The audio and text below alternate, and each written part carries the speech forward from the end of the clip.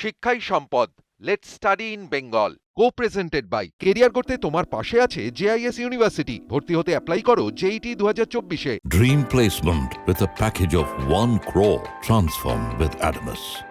Camellia group of institutions, powered by Reliance Industries limited.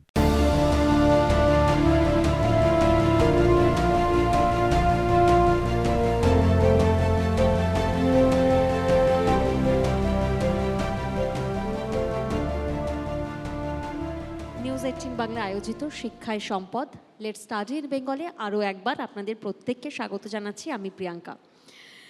অনেক দেশ রয়েছে যাদের প্রচুর প্রাকৃতিক সম্পদ রয়েছে, কিন্তু সেই দেশগুলো নিজেদের উন্নত দেশ হিসেবে প্রতিষ্ঠা করতে পারেনি।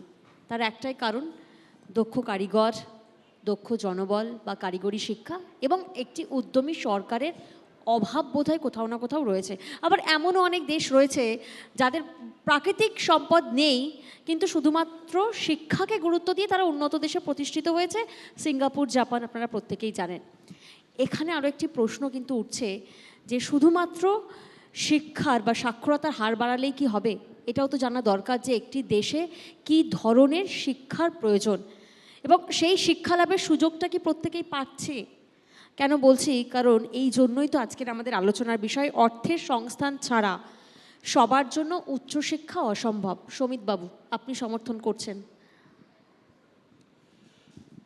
দেখুন, আমি বলতে চাই যে উচ্চশিক্ষাটার উদ্দেশ্য কী। উচ্চশিক্ষা মানেই তারা গবেষণা করবেন, তারা যে পেটেন্ট তৈরি করবেন তা ইন্ডাস্ট্রিতে ট্রান্সফর্ম করবেন এবং তা দিয়ে ইন্ডাস্ট্রির প্রোডাকশন বাড়াতে সাহায্য করবে। সেটা ফিনান্সিয়াল দিক থেকে মূল লক্ষ্য। আবার এটাও ঠিক যে উচ্চশিক্ষা পাওয়ার পর যদি তার কাজ করার সম্ভাবনা না থাকে, তাহলে এই উচ্চ শিক্ষার যে ডিগ্রি অনেক বেশি ফ্রাস্ট্রেশন তৈরি করে। সেজন্য আমি বলবো যে আমাদের দেশের যে সিস্টেমটা আছে একটু পরিবর্তন করা দরকার। যে সিঙ্গাপুরের কথা আপনারা বললেন বা যে ইউএসএ বা ইউকের শিক্ষার ব্যবস্থা আমরা দেখি, আমাদের দেশে আমরা ঠিক করি মাধ্যমিক পরীক্ষা কত লক্ষ দিচ্ছে? 16 লক্ষ। তাহলে হায়ার সেকেন্ডারি সিট কত হওয়া দরকার ছাত্রছাত্রীদের ভর্তি? তাহলে সেটা হচ্ছে 12 লক্ষ। 12 লক্ষ যদি হায়ার সেকেন্ডারি পরীক্ষা দেয়, তাহলে আন্ডার গ্র্যাজুয়েটে কত সিট হওয়া দরকার? 8 লক্ষ। 8 লক্ষ যদি আন্ডার গ্র্যাজুয়েট হয়, তাহলে মাস্টার্সে কত লক্ষ হওয়া দরকার? 4 লক্ষ। এবার এই যে 4 লক্ষ যারা মাস্টার ডিগ্রি করলেন, তার আবার 2 লক্ষ কি হচ্ছে পিএইচডি করতে গেলেন। 2 লক্ষ পিএইচডি যখন তারা ডিগ্রি পেলেন, তখন দেখা গেল যে কলকাতা কর্পোরেশনে 4th ক্লাস স্টাফ নেবার জন্য যে অ্যাপ্লিকেশন চেয়েছে, তাতে কি হচ্ছে পিএইচডি ডিগ্রি হোল্ডাররা অ্যাপ্লাই করেছে। এটাকে আমাদের রেকটিফাই করা দরকার। ওই দেশে কিন্তু খুব স্পেসিফিকভাবে প্রথমে ঠিক হয় যে উচ্চশিক্ষায় শিক্ষিত হবার পর কোথায় কোথায় কারা কাজ করবেন, তার সংখ্যা কত হওয়া উচিত। প্রতি 10 বছর পর পর কিন্তু ওরা ক্যালকুলেট করে। এবং উচ্চশিক্ষায় যারা মাস্টার ডিগ্রি করবেন বা রিসার্চ করবেন, পেটেন্ট করবেন, তাদের আবার কতজন নোবেল প্রাইজ পাবেন, ওইখান থেকে ক্যালকুলেশনটা হবার পর, তাহলে আমার যদি 50,000 ছাত্রছাত্রী উচ্চশিক্ষায় যায়, তাহলে মাস্টার ডিগ্রি করার জন্য আমরা 1 লক্ষ ছেলেমেয়েকে দেব। 1 লক্ষ ছেলেমেয়ে যদি মাস্টার ডিগ্রি করে, তাহলে 1.5 লক্ষ ছেলেমেয়ে আন্ডার গ্র্যাজুয়েট করবে। 1.5 লক্ষ ছেলেমেয়ে যদি আন্ডার গ্র্যাজুয়েট করে, তাহলে হায়ার সেকেন্ডারি পাস করবেন হচ্ছে 2 লক্ষ। 2 লক্ষ ছেলেমেয়ে যদি হায়ার সেকেন্ডারি পাস করে, তাহলে কি হচ্ছে 3 লক্ষ ছেলেমেয়ে মাধ্যমিক পরীক্ষা দেবে। আর মাধ্যমিক পরীক্ষা পর্যন্ত যারা পড়াশোনা করবে, তারা কিন্তু পুরোপুরি স্কিল বা যেখানে আমার চাকরির সম্ভাবনা বেশি, সেই দিকে তারা কিন্তু ট্রেনিং নিতে যাবেন। তাহলে উচ্চশিক্ষা এবং উচ্চশিক্ষার আগের যে স্টেজগুলো, এর রোড ম্যাপ বা তার যে রূপায়ণটা, এটা খুব একটা কারেক্টিভ জায়গা কিন্তু। এবং আজকে এটা হয়তো আমরা বুঝতে পারছি না, কিন্তু নতুন এডুকেশন সিস্টেমে কিন্তু সেটাই বলা হচ্ছে। এই যে স্কিল বলা হচ্ছে, এবং বলা হচ্ছে বিদেশে হায়ার এডুকেশনটা খুব কস্টলি। এবং আমরা দেখেছি যে ইউকে, ইউএসএতে, সিঙ্গাপুরে যারা হায়ার এডুকেশনে যায়, শুধুমাত্র প্রতিভা থাকলে পরেই হবে না। প্রতিভা যারা থাকবেন তাদের স্কলারশিপ দেওয়া হয়, তাদের ব্যবস্থা থাকে, কিন্তু যারা উচ্চশিক্ষায় যেতে চাইবেন তাদের কিন্তু প্রচুর টাকা খরচ করতে হয়। সেই জন্য আমাদের যেমন মাঝে মাঝে হয় যে অনেক দেশে ফুয়েলের অভাব হওয়ার ফলে বলে যে না গাড়ির দাম বাড়িয়ে দাও, তাহলে মধ্যবিত্ত লোকেরা বা কিছু কম লোকেরা কি হচ্ছে গাড়ি কিনবে না, তাতে পলিউশন কমবে এবং কি হচ্ছে কস্ট কমবে। ভর্তুকি দিয়ে বেশিরভাগ দেশেরই পেট্রোল ডিজেল কিনতে হয়। ঠিক সেই রকমভাবে কিন্তু উচ্চশিক্ষাটা খুব কস্টলি, কারণ হচ্ছে উচ্চশিক্ষায় যারা পড়ান তাদের বেতন কাঠামো এবং তাদের কোয়ালিফিকেশন এমন হওয়া দরকার, না হলে সেই উচ্চশিক্ষার যে পারপাস সেটা সমাধান হবে না। তাই সেই দিক থেকে আমি বলবো যে উচ্চশিক্ষায় পড়তে গেলে সত্যি কিন্তু অর্থের দরকার, একদম এ ব্যাপারে কোনো সংশয় নেই, কোনো রাগঢাক নেই। আর এইখান থেকে যারা ট্যালেন্টেড, উচ্চশিক্ষায় টাকা পয়সা লাগে বলে তারা বঞ্চিত হচ্ছে, সেটা চিৎকার চেঁচামেচি করেও কোনো লাভ হবে না। কারণ সারা পৃথিবী কিন্তু বলে যারা ট্যালেন্টেড আজকে তারা স্কলারশিপ পায়। জেএনইউ থেকে আরম্ভ করে সারা পৃথিবীর ভালো ভালো ইনস্টিটিউটে পড়ার জন্য ভালো স্কলারশিপ দেয়, অতএব তাদের জায়গা হবেই। আসবো শোভিত বাবু আবার আপনার কাছে। কাজী নিজামুদ্দিন বাবু, আপনার থেকে একবার জানি যে এই যে শোভিত বাবু যেমন বলছেন যে নিঃসন্দেহে আমরা বলতেই পারি যে উচ্চশিক্ষা কিন্তু ব্যয় সাপেক্ষ, খরচা রয়েছে। প্রত্যন্ত গ্রামে আমরা যদি দেখি কোনো গরিব পরিবারের, সেখানে হয়তো মেধাবী ছাত্র রয়েছে, কিন্তু সেখানে প্রাথমিক আর মাধ্যমিক স্তরের পড়াশোনার খরচটাই হয়তো মা বাবারা মেটাতে পারছেন না। তাহলে উচ্চশিক্ষা লাভের সুযোগটা তারা পাবেন কিভাবে? হ্যাঁ, প্রথমে আমি নিউজ 18 বাংলাকে ধন্যবাদ জানাই। শিক্ষাই সম্পদ, লেট স্টাডি ইন বেঙ্গল এই প্যানেল ডিসকাশনে আমাকে অংশগ্রহণ করতে দেওয়ার জন্য। স্যার যেটা বলছিলেন আমি স্যারের সঙ্গে একমত। আজকে শুধু প্রাইভেট ইনস্টিটিউশনে ফিস বাড়েনি, আইআইটিতে ফিস বেড়েছে প্রচুর, 8 গুণ 9 গুণ ফিস বেড়েছে। এখন একটা আইআইটি একটা সেমিস্টারে প্রায় 1 লাখ টাকা লাগে এবং ছাড়া। ইন্ডিয়ান গভর্নমেন্ট বলছে 2030 পরে এনআইটির ফিস বেড়েছে। এনআইটির ফিস প্রায় 75,000 টাকা, 75,000 টাকা একটা সেমিস্টারে। শুধু প্রাইভেট ইনস্টিটিউশনে ফিস বেড়েছে তা নয়, মানে ফিস বেড়েছে প্রচুর পরিমাণে। আর আরেকটা কথা স্যার আমি আপনাকে বলছি যে আমাদের মতন ছোট ছোট গ্রামে যে স্কুলগুলো রয়েছে সেখানে সায়েন্স পড়ার প্রবণতা কমে যাচ্ছে। যেমন এই জেমুয়া ভাদুয়ালা বা আমাদের মতন বিজরা স্কুলের মেধাবী ছেলেমেয়েরা সায়েন্স পড়তে পারছে না, কেন? সেখানে টিউটর নেই ভালো। এখন কর্পোরেট টিউশন হয়ে গেছে। ভালো জায়গায় ইঞ্জিনিয়ারিংয়ে চান্স পেতে গেলে বাবা মাকে 1 লাখ টাকা খরচ করতে হয়, সেই দেওয়ার তাদের সামর্থ্য নেই, নাহলে ইঞ্জিনিয়ারিংয়ে পড়তে পারবে না, মেডিকেলে চান্স পাবে না। তো কোয়ালিটি এডুকেশন যদি তাকে নিতে হয়, আমাদের সরকারি স্কুলে পড়লেও তাকে, আমাদের ওখানে ভালো সায়েন্সের টিচার নেই। যদি সে মানে একটা আজকে গ্লোবাল এডুকেশনের যে কথা উঠছে, সেই গ্লোবাল এডুকেশন, গ্লোবাল স্ট্যান্ডার্ড এডুকেশনের জন্য করতে গেলে পয়সার যোগান চাই। শুধুমাত্র স্কলারশিপ বা পার্সোনাল চ্যারিটি দিয়ে কোনো এইসব জায়গায় পৌঁছানো যাবে না। পড়াশোনার জায়গাটা অত্যন্ত কম্পিটিটিভ হয়ে গেছে। আপনার এই প্রসঙ্গ ধরেই একেবারে আমি রাফেতুল্লাহ মল্লিক বাবু আপনার থেকে জানার চেষ্টা করব, যেমনটা নিজামুদ্দিন বাবু তিনি বলছেন যে ভালো শিক্ষার জন্য ভালো শিক্ষকও অত্যন্ত জরুরি। নিঃসন্দেহে আমরাও বলতে পারি। তাহলে আমরা তো শিক্ষা ব্যবস্থা নিয়ে কথা বলছি, আমরা উচ্চশিক্ষা নিয়ে কথা বলছি। ভালো শিক্ষক এবং ভালো শিক্ষা এবং সেই সুযোগ, সেটা কিভাবে সম্ভব হবে? প্রথমে আমি সকলকে শুভ সন্ধ্যা এবং নিউজ 18কে ধন্যবাদ জানাচ্ছি এই প্ল্যাটফর্মে আসার জন্য। স্যার যেটা বললেন অবশ্যই প্রয়োজন, আমাদের স্যারও বললেন, স্যারও বললেন যে আমাদের প্রথমত শিক্ষার মান আমাদের উন্নয়ন করতে হবে।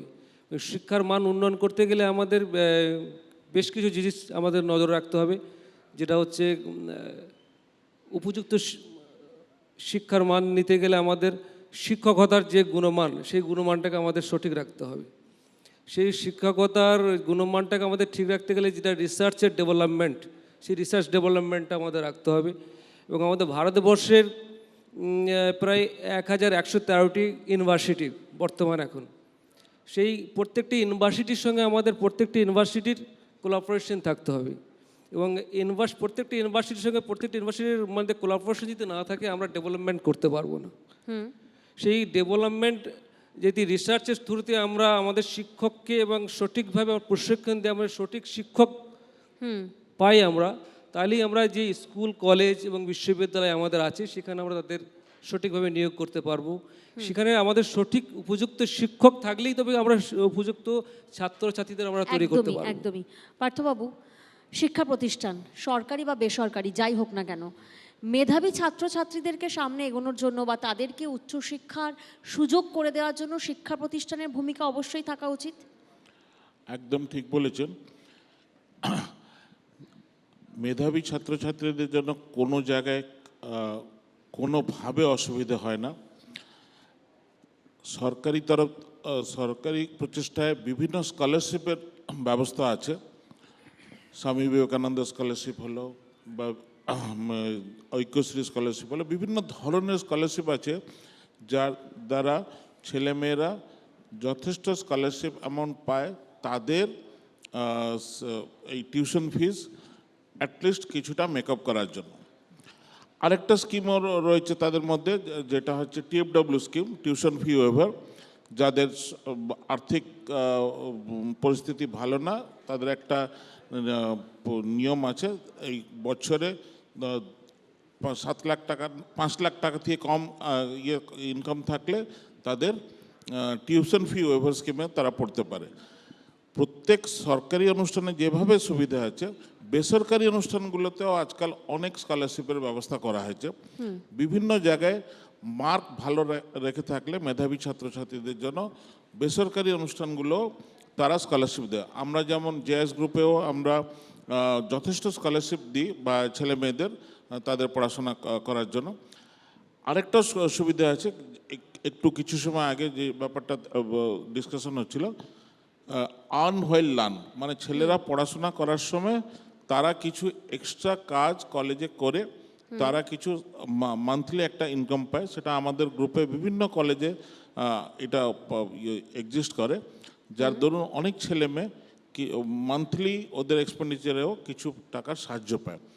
তো এইসব দেখতে গেলে কিন্তু পড়াশোনা করার জন্য টাকা একটা বাধা হবে, সেটা সেই বাধাটা কাটিয়ে ওঠার উপায় রয়েছে। সমীরবাবু, তাহলে রাজ্যের পড়ুয়াদের উদ্দেশ্যে কি বলবেন? ধরুন প্রত্যন্ত গ্রামের যারা রয়েছেন মেধাবী, এগোতে চাইছেন, আপনিও বলছেন উচ্চশিক্ষা ব্যয় সাপেক্ষ, নিঃসন্দেহে আমরা বলছি, তাহলে তাদের জন্য আপনারা কি করবেন?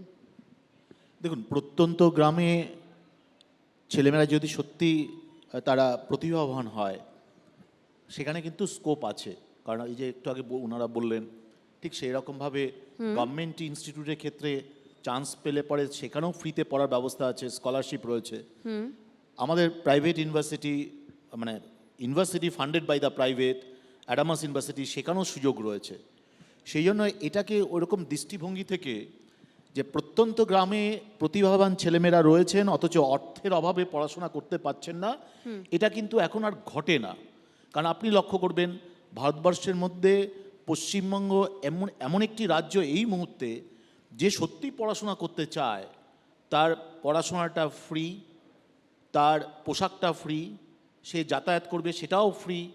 এই সুযোগটা এটা কিন্তু রয়েছে, কিন্তু যেটা দরকার সেটা হচ্ছে টিচারদের আরও দায়িত্ববান হওয়া দরকার। একদমই। টিচাররা যদি স্কুলে না পড়ায় এবং স্কুলে যদি কি হচ্ছে ঠিকমতো তাদেরকে কোর্স শেষ না করে, তাহলে কিন্তু এই ব্যর্থতা, যে আমার ডিগ্রি আছে অথচ কোয়ালিটি এডুকেশন হচ্ছে না, এটা নিয়ে প্রশ্ন আসা উচিত। আরেকটা জিনিস আমি আপনাকে বলবো, যে ভারতবর্ষের এডুকেশনটা না এখন একটা ট্রান্সফরমেশনের মধ্যে দিয়ে যাচ্ছে।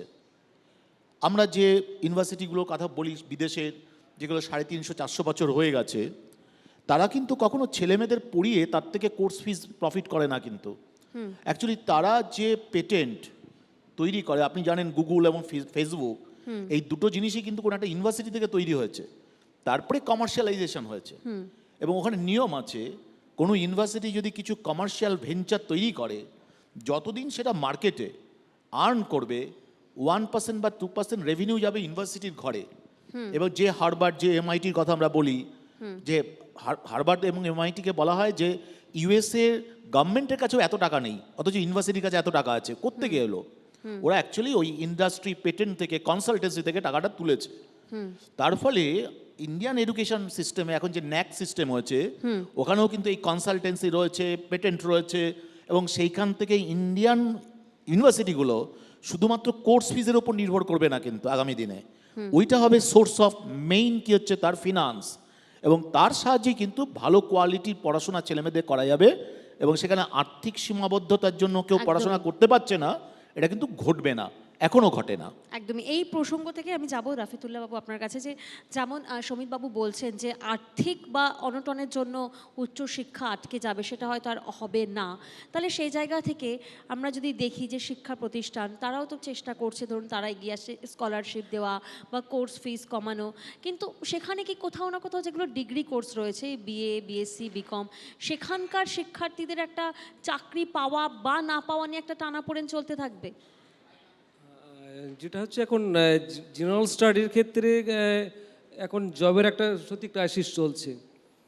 আমরা দেখছি বিগত কয়েক বছর ধরেই আমাদের জেনারেল স্টাডিতে জবের খুব ক্রাইসিস। তো সেই হিসাবে এখন আমরা সকলেই চাই যে এডুকেশন আমরা নিচ্ছি, শিক্ষা আমাদের একটা সম্পদ, যেমন আমরা বলছি শিক্ষার থ্রুতে যেটা আমরা উপার্জন করতে পারি তার থেকে বেটার কিছু হতে পারে না। এই শিক্ষাকে আমরা মূল কেন্দ্র হিসাবে যদি আমরা ধরে উপার্জনের দিকে এগিয়ে যাই, তাহলে আমাদের শিক্ষার মানটাকে উন্নয়ন করতে হবে। শিক্ষার মান উন্নয়ন না হলে কিন্তু আমরা সঠিক ছাত্রছাত্রীদের উপযুক্ত তৈরি করতে পারবো না, এবং সেখানে শিক্ষার মানকে উন্নয়ন করতে গেলে আমাদের পরিকাঠামোকেও উন্নয়ন করতে হবে। প্রত্যেকটা স্কুল, কলেজ এবং বিশ্ববিদ্যালয়কে তার পরিকাঠামো ডেভেলপমেন্ট করতে হবে। নিঃসন্দেহে। এবং কাজী বাবু এটা কিভাবে সম্ভব হবে? উনি বলছেন যে রিসার্চ পরিকাঠামো ডেভেলপমেন্ট, এবং যেটা হচ্ছে আমাদের জেনারেল স্টাডি থেকে এখন আমাদের একটু বেরিয়ে এসেছে, আমার জবের জেনারেল স্টাডিতে আমাদের এখন জবের যখন ক্রাইসিস চলছে, যেটা এখন কারিগরি বিদ্যা এবং প্রযুক্তিবিদ্যাতে আমাদের কিন্তু কাটিয়ে তো উঠতে হবে, কাটিয়ে তো উঠতে হবে, সেটা কিভাবে সম্ভব হবে বিদ্যালয় ক্ষেত্র থেকে? একটা জিনিস আমি এই মঞ্চে বলতে চাই যে এই ইনফরমেশন যেটা স্যার দিচ্ছেন বা আপনারা দিচ্ছেন, এই ইনফরমেশনটা কিন্তু নেই, অনেকের কাছে নেই। অনেক দিন আগে আমরা যখন আমাদের স্কুলটা শুরু করেছিলাম নতুন যুগে 2007-6 যখন আমরা স্কুলটাকে নতুন করে তৈরি করছিলাম, তখন প্রফেসর অশোক রঞ্জন ঠাকুর তখন ভাইস চ্যান্সেলর ছিলেন ম্যাকাউটের। স্যার আমাদের স্কুলে অনেকবার ভিজিট করেছেন। উনি একটা কাজ শুরু করেছিলেন যে এনআইটি এবং আমাদের যে প্রাইভেট ইঞ্জিনিয়ারিং কলেজের স্টুডেন্টগুলো আমাদের স্কুলে গিয়ে, ওরা সপ্তাহে একদিন করে ওদের শনিবার রবিবার গিয়ে ইন্টারঅ্যাক্ট করতো, স্টুডেন্টদেরকে তৈরি করতো। এই যে মানে পড়াশোনার ব্যাপারে ছেলেদেরকে মোটিভেট করা, এই যে হায়ার এডুকেশনগুলোর সঙ্গে স্কুল এডুকেশনের সঙ্গে একটা কানেকশন হওয়া, এটা ভীষণ জরুরি। পয়সার সঙ্গে সঙ্গে এই যে ইনফরমেশন শেয়ারিংটা, হ্যাঁ, আজকে একটা মানে information is power, knowledge is power, যেমন ইনফরমেশনটাও একটা পাওয়ার। তো এই ইনফরমেশনগুলো অনেক জায়গায় নেই। আজকে আমরা এই মঞ্চে যে আলোচনাগুলো করছি, এই ইনফরমেশনটা কিন্তু সব জায়গায় পৌঁছচ্ছে না, এটা কিন্তু ডাউন টু আর্থ যাচ্ছে না। তো আজকে আমরা এই যে আপনারা ডিস্ট্রিক্টে ঘুরছেন এবং এই আলোচনাগুলো করছেন, এটা কিন্তু খুব জরুরি একটা প্ল্যাটফর্ম, এবং এটার জন্য আমি আপনাদের ধন্যবাদ দিচ্ছি। এবং আমাদের স্কুলগুলোর কাছে এই জায়গাটা যদি যাওয়া যায় এবং আরও নতুন ধরনের কোর্স, আমাদের স্যার আপনি যেটা বলছিলেন আগে, যে আমাদের 80% স্টুডেন্ট কিন্তু আর্টস পড়ছে। এই আর্টস স্টুডেন্টদের মধ্যে মানে তাদের 50% কিন্তু একেবারে ড্রপ আউট বা তারা কিছুই করতে পারছে না। এই যে ওয়েস্টেজ অফ ম্যান পাওয়ার, এই যে আর্টস স্টুডেন্টদেরকে কী করে চ্যানেলাইজ করে তাদেরকে এমপ্লয়েবল করা যায়, তাদের জন্য কিছু করা যায়, এইটার কথা কিন্তু আপনাদেরই ভাবতে হবে। না দেখুন, আমি আপনাকে বলি, হ্যাঁ, এই যে গুগল এবং ফেসবুকে এখন 30% employer having a background of arts and commerce. Yes sir. Actually যেদিন থেকে নলেজ ইন্ডাস্ট্রি পরিণত হলো, এই যে মোবাইলে এত রকমের নলেজের ট্রান্সফার হয়, সবই কিন্তু আর্টস এবং কমার্সের ছেলেমেয়েরা করছে। এক্স্যাক্টলি। ওখানেও 10 লক্ষ 12 লক্ষ টাকা পার মান্থ স্যালারি চাকরি করছে যাদের আর্টস এবং কমার্স নিয়ে পড়ছে। এখন আর্টস থেকে ছেলেমেয়েরা কি হচ্ছে, MBA পড়ছে, ম্যানেজমেন্ট পড়ছে, Exactly. এবং হাই ডিমান্ড। আপনি ঠিকই বলেছেন যে আমাদের দেশে এই যে নতুন নতুন যে পরিবর্তনটা হয় হায়ার এডুকেশনে, সেই জন্য দেখবেন বিদেশে স্কুলের ছাত্রছাত্রীদের ক্ষেত্রে সামার ক্যাম্প এক্স্যাক্টলি স্যার। ভীষণ ইম্পর্টেন্ট। Important. এবং প্রতিটা স্কুল থেকে ছেলেমেয়েরা 8-9-এর সময় বিভিন্ন ইউনিভার্সিটিতে যায়, 7 দিন কাটায়। ওইখান থেকে টিচাররা এবং স্টুডেন্টরা বোঝে যে কি পরিবর্তনটা উপরে আসছে, সেটা এসে ইমপ্লিমেন্ট করে। Exactly sir. আপনি ঠিকই বলেছেন এবং যে এখানে সেই একটা ধরনের গ্যাপ তাহলে রয়েছে। বোধহয় ম্যাম, আমি summer এখানে একটা camp কথা বা সেই বলতে ধরনের চাই। সেমিনারও করা উচিত। পার্থবাবু, ম্যাম, একেবারে শেষ প্রশ্ন। ম্যাম, আমি একটা কথা বলতে চাইছি, যেটা স্যার বলছিলেন যে আমরা ক্যামেলিয়া গ্রুপের তরফ থেকে আমরা যেটা করে থাকি অ্যাওয়ারনেস প্রোগ্রাম, যেটা ডেভেলপমেন্ট স্টুডেন্টদেরকে আমাদের অ্যাওয়ারনেস করা যে কী ধরনের স্টাডি করলে বাই ফিউচারে আমরা একটা জব পাবো, যেটা আমরা আমাদের ক্যামেলিয়া গ্রুপ তরফ থেকে আমরা করে থাকি আমাদের স্টেটে এবং প্রতিবেশী স্টেটেতে। তো আমরা ঠিক স্কুলে থেকে আমরা সেমিনার অর্গানাইজ করি, একটা অ্যাওয়ারনেস প্রোগ্রাম করি, যে সেখানে কী ধরনের স্টাডি করলে তোমরা বাই ফিউচারে তোমাদের ভবিষ্যৎটাকে এগিয়ে নিয়ে যেতে পারবে। এবং সেখানেই স্কুলগুলোতে আমরা যদি এই ধরনের সেমিনার করি একদমই হুম, একদমই তাহলে কিন্তু এই স্টুডেন্টদের মধ্যে একটা মোটিভেশন আসবে, সেটাই আপনাকে ক্রিয়েটিভিটি ভাব জিজ্ঞাসা আসবে। করছিলাম পার্থবাবু, একেবারে আমরা শেষ সময়ে এসে দাঁড়িয়েছি, বলুন। যেটা বলতে চাই সেটা এই সামার স্কুলের ব্যাপার যেটা বললেন এটা তো ঠিকই ব্যাপার। আমরাও মানে বিভিন্ন সময় ওপেন ডে একটা কন্ডাক্ট করি, তাতে সেই দিন কলেজের মধ্যে যে কোনো স্কুলের বাচ্চা এসে কলেজ ঘুরে দেখে বুঝতে চেষ্টা করে এখানে কি হয় কি না হয়। তাতে কি হয়, তাদের মধ্যে একটা ইন্টারেস্ট গ্রো করে। আমরা এই জিনিসটা আমাদের গ্রুপে বিভিন্ন কলেজে বিভিন্ন সময় করে থাকি, অন্যান্য প্রাইভেট অনুষ্ঠানরা তারাও করতে থাকবে নিশ্চয়ই। এই ওপেন ডে গুলো করার দরুন ছেলেমেয়েরা এসে জানতে পারে কি হচ্ছে কি না। আর যেটা বললেন যে সেন্সিটাইজেশন প্রোগ্রাম, যাতে স্কুলের ছেলেমেয়েরা তাদের ভবিষ্যৎ নিয়ে কি করতে পারে বা তাদের ফিউচারটা কোন দিকে গেলে ভালো, অনেক সময় কিন্তু কলেজগুলোর তরফ থেকে বিভিন্ন স্কুলে ক্যাম্প করা হয়। তাতে তাদের বলে, গিয়ে টিচাররা বলে যে হ্যাঁ তোমরা এই লাইনে পড়লে, এই ধরনের গেলে এই ধরনের চাকরি পাবে, তোমাদের লাইফ এই হতে পারে, তোমরা এই ইনকাম একদমই। করতে পারে, এইভাবে কিন্তু হয় একদমই। জিনিসটা। তাহলে একেবারে শেষে বলতেই পারি যে উচ্চশিক্ষা অসম্ভব নয়। শিক্ষার্থীরা স্বপ্ন দেখবেন, অভিভাবকরা সাহস যোগাবেন এবং আপনারা পথ দেখাবেন।